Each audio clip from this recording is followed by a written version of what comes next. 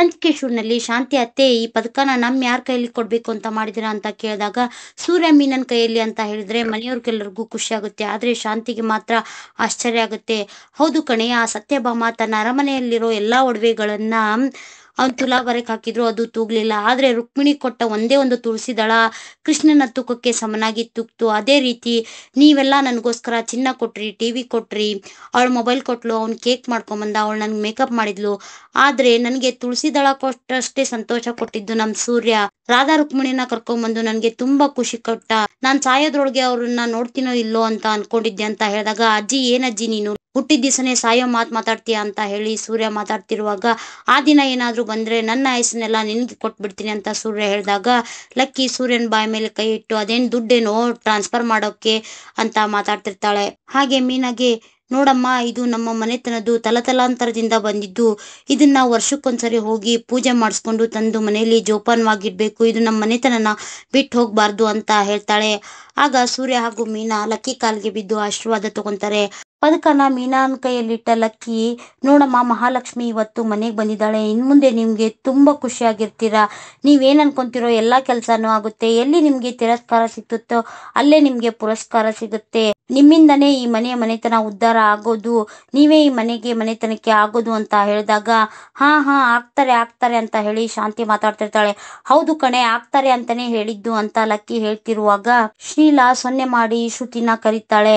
ಆಗ ಶ್ರುತಿ ಏನಮ್ಮ ಅಂತ ಕೇಳಿದಾಗ, ಏನೇ ಅವ್ರಿಗೆ ನಿಮ್ ಮೇಲೆ ಒಳ್ಳೆ ಅಭಿಪ್ರಾಯನೇ ಇಲ್ವೇನೆ ಅಂತ ಕೇಳಿದಾಗ, ಅಮ್ಮ ನೀ ಇವಾಗ ಏನು ಮಾತಾಡ್ಬೇಡ, ಬಾಯಿ ಮುಚ್ಕೊಂಡ್ ಇದ್ಬಿಡು, ಇಲ್ಲ ಪ್ಲಾಸ್ಟಿಕ್ ತಂದು ಕೊಡ್ತೀನಿ ಹಾಕೊಂಡು ಇದ್ಬಿಡು ಅಂತ ಹೇಳಿ ಶ್ರುತಿ ಸನ್ನೆ ಮಾಡಿ ಈ ಕಡೆ ಬರ್ತಾಳೆ. ಆಗ ಶೀಲಾ ತಾನ್ ತಂದಿರೋ ಗಿಫ್ಟ್ ಅನ್ನ ಲಕ್ಕಿ ಕೈಯಲ್ಲಿಟ್ಟು ನಾನ್ ಬರ್ತೀನಿ ಅಂತ ಹೇಳಿ ಅಲ್ಲಿಂದ ಹೊರಡ್ತಾಳೆ. ಹಾಗೆ ಕಸ್ತೂರಿ ಸಹ ಲಕ್ಕಿಗೆ ಹೇಳಿ ಹೊರಡ್ತಾಳೆ. ಈ ಕಡೆ ಮೀನಾ ಅಮ್ಮ ಹಾಗೂ ಕನಕ ಅವರು ಸಹ ಹೊರಡ್ತಾರೆ. ಮೀನಾ, ರೀ ಇದನ್ನ ಒಳಗಡೆ ಇಡೋಣ ಅಂತ ಹೇಳಿ ಅವರು ಸಹ ರೂಮಿಗೆ ಹೋಗ್ತಾರೆ. ಆಗ ರಂಗನಾಥ್ ಅವರು, ಅಮ್ಮ ನೀನ್ ಬೆಳಗಿಂದ ಓಡಾಡಿ ತುಂಬಾ ಸುಸ್ತಾಗಿದ್ಯಾ, ಬಾ ರೆಸ್ಟ್ ಮಾಡೋಣ ಅಂತ ಹೇಳಿ ಲಕ್ಕಿನ ಕರ್ಕೊಂಡು ಹೊರಡ್ತಾರೆ. ಈ ಕಡೆ ಬಂಗಾರದ ಪದಕ ಕೈ ತಪ್ಪು ಹೋಯ್ತು ಅಲ್ಲ ಅಂತ ಹೇಳಿ ಶಾಂತಿ ನೆನ್ಸ್ಕೊಂಡು ತುಂಬಾ ಕೋಪ ಮಾಡ್ಕೊಂಡು ನಿಂತ್ಕೊಂಡಿರ್ತಾಳೆ. ಈ ಕಡೆ ಮೀನಾ ರೂಮಲ್ಲಿ ಪದಕನ ಕೈಯಲ್ಲಿ ಇಟ್ಕೊಂಡು, ರೀ ಇದ್ ನೋಡ್ರಿ ಎಷ್ಟ್ ಚೆನ್ನಾಗಿದೆ ಅಲ್ವಾ ಅಂತ ಹೇಳಿದಾಗ, ಹೌದು ಕಣೆ, ಹೌದ್ರಿ ಇದು ಯಾವಾಗಿಂದನೂ ನಿಮ್ ಮನೆಯಲ್ಲೇ ಇದೆಯಾ ಅಂತ ಕೇಳಿದಾಗ, ಹೌದು ಕಣೆ, ತಲೆತಲಾಂತರದಿಂದ ಇದು ನಮ್ಮ ಮನೇಲೇ ಇರೋದು, ಇದನ್ನ ಕಾಪಾಡ್ಕೊಂಡು ಬಂದಿದ್ದಾಳೆ ನಮ್ ಲಕ್ಕಿ, ಹಾಗೆ ಇದನ್ನ ನಿನ್ ಕೈಯಲ್ಲಿ ಕೊಟ್ಟಿದ್ದಾಳೆ, ಅದನ್ನ ಕಾಪಾಡ್ಕೊಂಡು ಹೋಗೋ ಜವಾಬ್ದಾರಿ ನಿಂದು ಅಂತ ಹೇಳ್ತಾನೆ ಸೂರ್ಯ.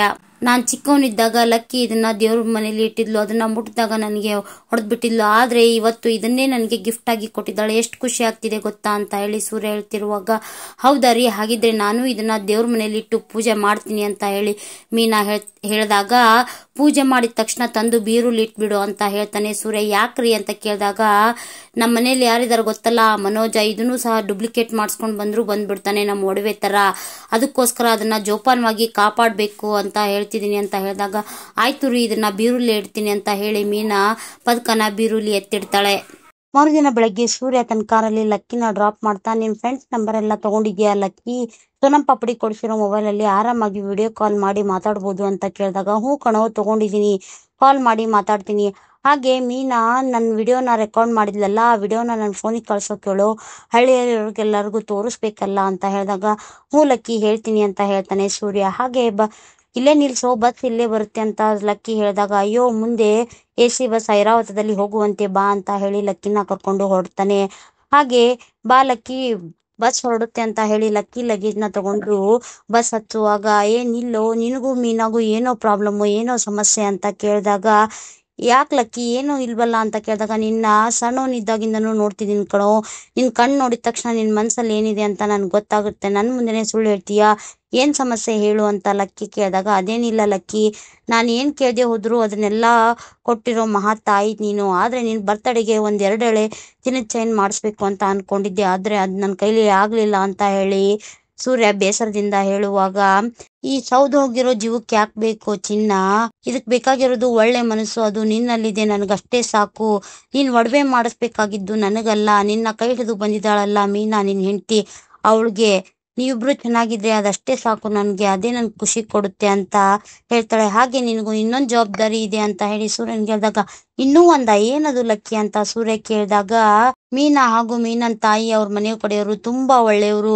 ನೀನು ಕನಕಗೆ ಒಂದ್ ಒಳ್ಳೆ ಹುಡುಗನ್ನ ನೋಡಿ ಮದ್ವೆ ಮಾಡ್ಬೇಕು, ಹಾಗೆ ಆ ಮಂಜ ಇನ್ನು ಚಿಕ್ಕವನು ಅಂತ ಹೇಳಿದಾಗ, ಯಾರು ಆ ಮಂಜನ, ಓಹೋ ಅಂತ ಹೇಳಿ ಸೂರ್ಯ ಮಾತಾಡ್ತಿರ್ತಾನೆ. ನೋಡು, ಆ ಮನೆಗೆ ಗಂಡ್ ದಿಕ್ಕಿಲ್ಲ, ನೀನು ಆ ಮನೆ ಅಳಿಯ, ಆ ಮನೆ ಜವಾಬ್ದಾರಿನ ತಗೋಬೇಕು ಅಂತ ಹೇಳಿದಾಗ, ಓ ಆಯ್ತು ಬಿಡು ಲಕ್ಕಿ, ಕನಕಾಗೇನು ಒಂದ್ ಒಳ್ಳೆ ಹುಡುಗನ್ ನೋಡಿ ಮದುವೆ ಮಾಡ್ಬೇಕಲ್ಲ, ಆ ಜವಾಬ್ದಾರಿ ನಾನ್ ತಗೊಂತೀನಿ ಅಂತ ಸೂರ್ಯ ಹೇಳ್ತಾನೆ. ಹಾಗೆ ಬಸ್ ಹೊರಡುತ್ತೆ, ಬಾ ಹತ್ತು ಅಂತ ಹೇಳಿ ಲಕ್ಕಿನ ಹತ್ತಿಸಿ ಊರಿಗೆ ಕಳಿಸ್ತಾನೆ. ಲಕ್ಕಿನ ಡ್ರಾಪ್ ಮಾಡಿದಂತಹ ಸೂರ್ಯ ಮನೆಗೆ ವಾಪಸ್ ಬರ್ತಾನೆ. ಅದೇ ಸಮಯಕ್ಕೆ ಸರಿಯಾಗಿ ಮನೋಜ್ ಹಾಗೂ ರೋಹಿಣಿ ಆಫೀಸ್ಗೆ ಹೊರಡ್ತಾ ಇರ್ತಾರೆ.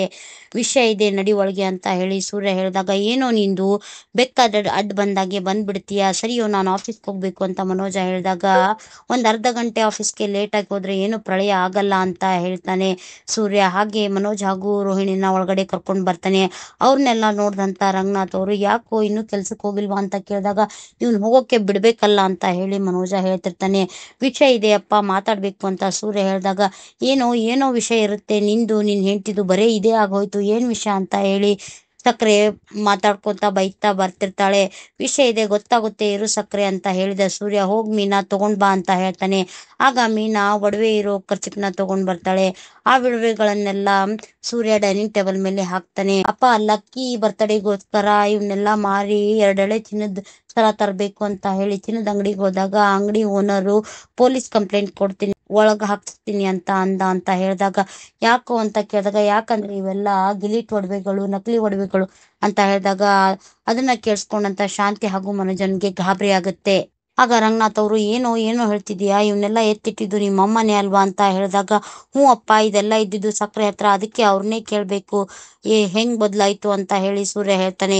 ಯಾಕೆ ಯಾಕೆ ನನ್ನ ಯಾಕೆ ಕೇಳ್ಬೇಕು, ಇದನ್ನೆಲ್ಲ ಬಿಚ್ಕೊಟ್ಟಿದ್ದು ಮೀನಾನೇ ಅಲ್ವಾ, ಅವಳೇ ನಕಲಿ ಒಡವೆನೆ ಕೊಟ್ಟಿರ್ಬೋದು ಅಂತ ಹೇಳಿ ಶಾಂತಿ ವಾದ ಮಾಡ್ತಿರ್ತಾಳೆ. ಆಗ ಶ್ರುತಿ, ಅದೇಗಾಗತ್ತೆ ಅತ್ತೆ, ಅವರೇ ಒಡವೆನ ಬಿಚ್ಕೊಟ್ಟು ಮತ್ತೆ ಅದೇ ಒಡವೆನ ಅವರೇ ಮಾರಕ್ ಹೋಗ್ತಾರ, ಅವ್ರಿಗೆ ಗೊತ್ತಿರಲ್ವಾ ಅಲ್ಲಿ ಅವಮಾನ ಆಗುತ್ತೆ ಅಂತ ಹೇಳಿ ಹೇಳಿದಾಗ, ವಿಷಯನ ಗಂಡನಿಂದ ಮರೆಮಾಚೋಕೆ ಆ ರೀತಿ ಮಾಡಿರ್ಬೋದು ಅಂತ ರೋಹಿಣಿ ಮಾತಾಡ್ತಾಳೆ.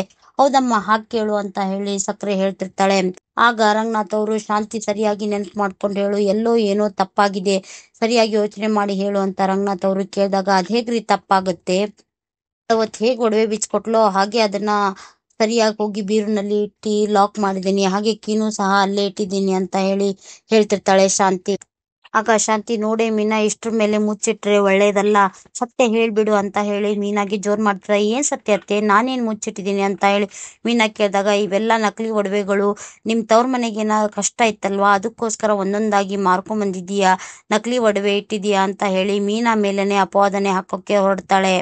ಮೀನಾ, ನಾನ್ ಯಾಕೆ ಮಾರ್ಕೊಳ್ಳಿ ಅತ್ತೆ, ನನಗೇನ್ ಬಂದಿದೆ ಅಂತ ಗತಿ ಅಂತ ಹೇಳಿ ಹೇಳಿದಾಗ, ಹೌದಮ್ಮ, ನಿಮ್ಮ ಮನೆಯವರು ತುಂಬಾ ಅನುಕೂಲಸ್ಥರು, ಅವ್ರಿಗೋಸ್ಕರ ಮಾರಿರ್ಬೋದು ಅಂತ ಹೇಳಿ ಸಕ್ರೆ ಹೇಳ್ತಿರ್ತಾಳೆ. ಆಗ ಸೂರ್ಯ, ಏನೋ ಮೀನಾ ತೆಗೆದು ಕೊಟ್ಟಿದ್ದು, ಆದ್ರೆ ಲಕ್ಕಿ ಮೀನಾಗೋಸ್ಕರ ಕೊಟ್ಟಿರೋ ಒಡವೆಗಳು ಸಕ್ರೆ ಹತ್ರ ಇತ್ವಲ್ಲ, ಅದ್ ಹೆಂಗ್ ಚೇಂಜ್ ಆಯ್ತು ಅಂತ ಹೇಳಿ ಪ್ರಶ್ನೆ ಮಾಡ್ತಾನೆ.